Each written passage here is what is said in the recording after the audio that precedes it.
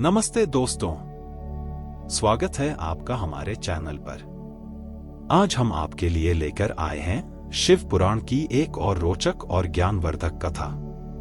अगर आप हमारे चैनल पर नए हैं तो सब्सक्राइब करना न भूलें और बेल आइकन को दबाएं ताकि आपको हमारी हर नई वीडियो की नोटिफिकेशन मिलती रहे। तो चलिए बिना किसी देरी के शुरू करते हैं आज की कथा। शिव पुराण विंदेश्वर संहिता 3रा अध्याय। श्रवण, कीर्तन और मनन साधनों की महत्ता। ऋषि कहते हैं, सूत जी के वचनों को सुनकर सभी महर्षि बोले, भगवान आप वेद तुल्य अद्भुत एवं पुण्यमय शिव पुराण की कथा सुनाइए। सूत जी ने कहा, हे महर्षिगण, आप कल्याणमय भगवान शिव का स्मरण करके वेद के सार से संकलित शिव पुराण की अमृत कथा सुनिए। शिव पुराण में भक्ति, ज्ञान और वैराग्य का गान किया गया है। जब सृष्टि आरंभ हुई तो 6 कुलों के महर्षि आपस में विवाद करने लगे कि अमुक वस्तु उत्कृष्ट है, अमुक नहीं। जब इस विवाद ने बड़ा रूप धारण कर लिया तो सभी अपनी शंका के समाधान के लिए सृष्टि की रचना करने वाले अविनाशी ब्रह्मा जी के पास जाकर हाथ जोड़कर कहने लगे, हे प्रभु, आप संपूर्ण जगत को धारण कर उनका पोषण करने वाले हैं।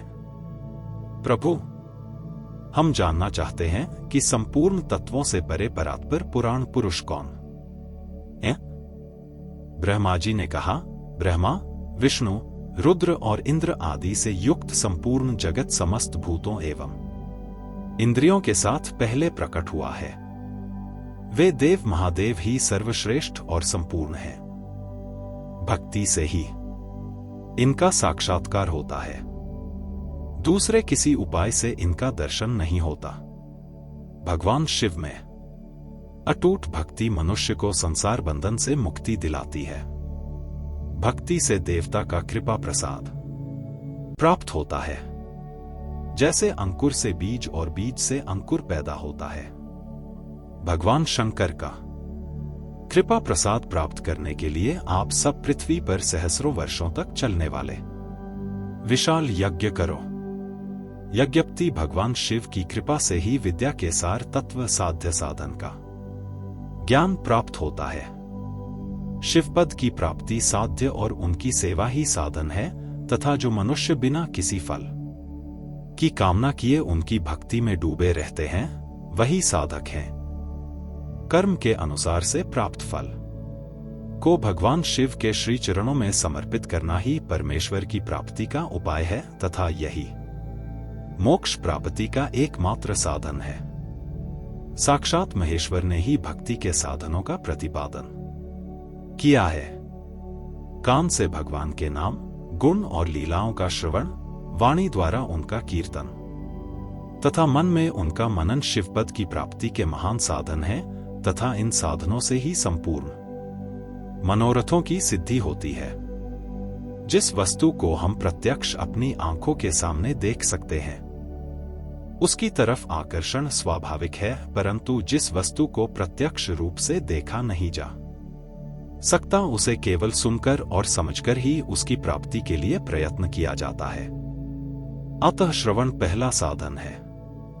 श्रवण द्वारा ही गुरु मुख से तत्व को सुनकर श्रेय बुद्धि वाला विज्ञान अन्य साधनों कीर्तन और मनन की शुद्धि व सिद्धि प्राप्त करने का यत्न करता है।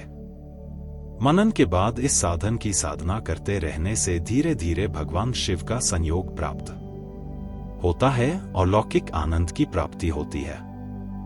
भगवान शिव की पूजा, उनके नामों का जाप तथा उनके रूप, गुण, विलास के हृदय में निरंतर चिंतन को ही मनन कहा जाता है।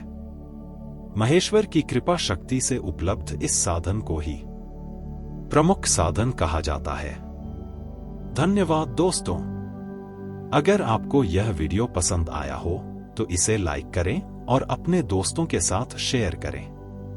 आगे की कथा सुनने के लिए चैनल को सब्सक्राइब करें और बेल आइकन को दबाना न भूलें ताकि आपको हमारी नई वीडियो की नोटिफिकेशन मिलती रहे।